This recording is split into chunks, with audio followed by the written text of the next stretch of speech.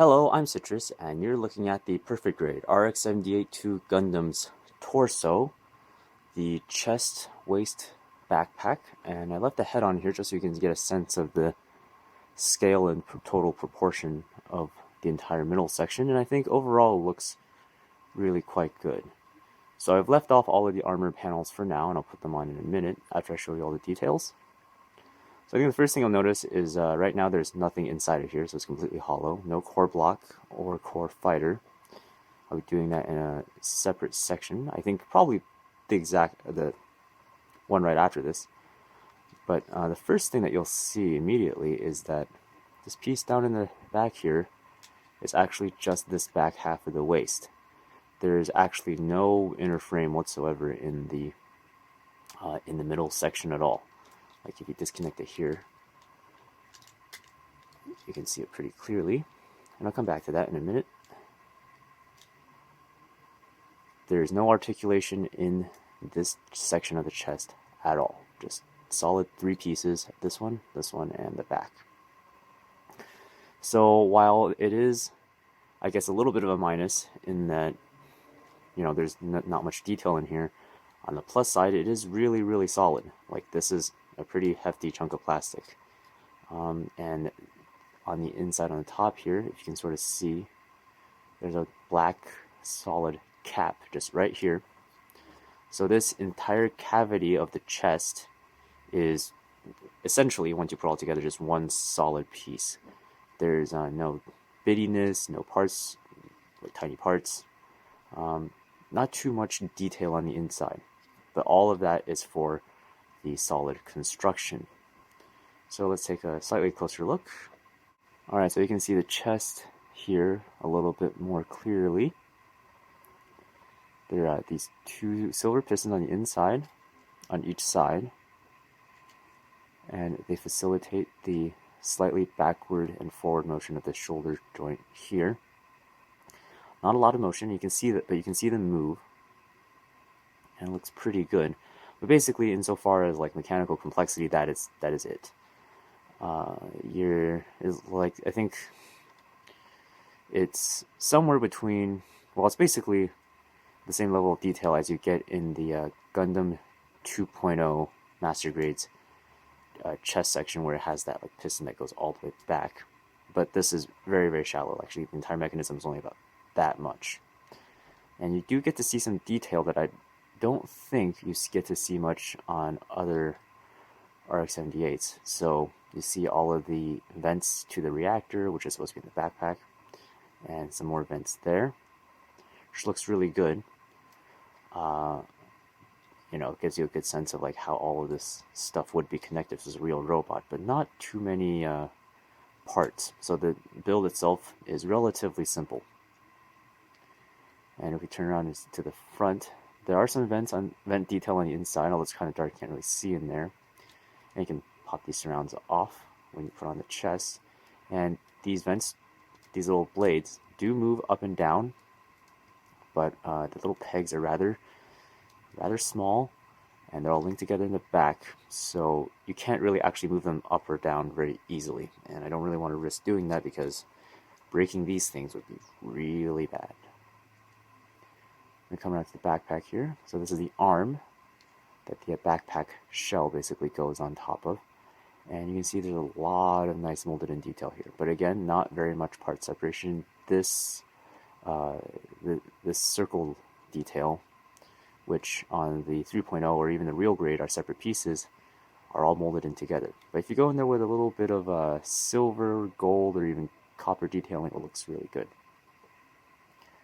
And same on the thrusters. This gray bit you see here is actually a piece of polycap. A little bit ambitious, if you ask me, to just have something like this stuck on directly, but it's been holding well so far, so I don't think it should be much of an issue. But when you paint over this, especially if you're going to do like a base coat and primer, it could be a challenge to get that to stick on that, because, you know, it's polyurethane, it's kind of rubbery, and it's very easy for it to flex and just flake off. That aside, that's basically the upper section. So yeah, lots of nice molded in detail. The pistons do look really good, but nothing too complex, nothing really groundbreaking. But you do see that this basically formed a lot of the mechanical basis for a lot of other model kits that came after this. And keep in mind that this is from 1998. Alright, and this is the waist. And there are little bits of armor on the inside of each panel, which looks pretty good. And the polycaps feel really, really solid, which I really like, because anyone who's messed with like any version of an RX-78 will probably have at some point or another ran into side skirts falling off, and it's a huge pain, right? But this feels really, really tight and nice. Like I don't get the feeling that these are gonna wear out anytime soon, because the ball socket really deep, so they're really in there, which is good. And I guess you could take off the front and the back piece and reveal a little bit of the black, but there's nothing too much really under there. This moves, and I'm not exactly sure why, but it does. There you go. And on the back, this cap slides up. If I can get a good grip on it. Let's see. There we go. And there's a port for you to stick some accessories into. And if I stick this on top, you will find out probably one of the most disappointing things about this is that because of a couple of peculiarities in the sculpt, there's actually no waist articulation, even though there is a ball joint in the bottom there. But let's say you put down all the skirts, and that's as much rotation as you're going to get. No bend at all, nothing. So, solid, yes. Dynamic, not very. So let me put the blue armor on, I'll be right back. So here's what it looks like with all of the armor on, and I think it looks really quite good. Again, as you can see, not too much panel lines at all. Clearly, the MO of this kit is to go for the really smooth, clean, almost toy-like look, but it's obviously balanced out by the fact that this thing is massive, and clearly the heft of it would implies that there's a lot of good detail underneath everything, and for the most part there is. So on the shoulders, the armor opens up like so to reveal the shiny pistons underneath, which looks really good, and the sort of structural like detailing here makes it look very realistic. And the backpack shell comes up completely on this one arm in the middle to reveal absolutely everything. And you have a port here for sticking your accessories. And you have a little flap here that moves, and of course these move as well.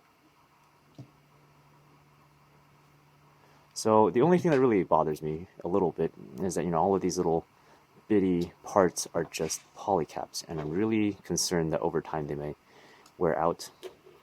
But they feel tight for now, so if you don't mess with them too much, hopefully they'll be able to hold up. Right, and then onto the front here, there's a little hatch that when you open up will allow you to see the core block or the core fighter that is inside.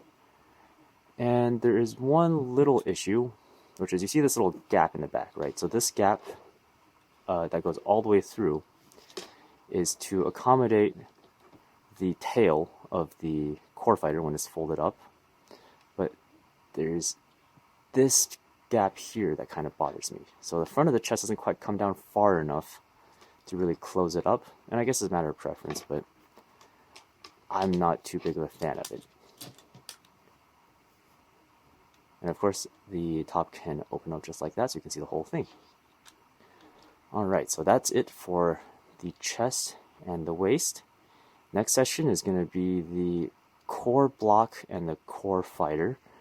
And considering that there's only the beam rifle and the shield, I think I'll probably do the accessories in that part as well. So there's only one more part, and then this is all finished. So thank you all for watching, and I'll see you guys next time. Mr. Robot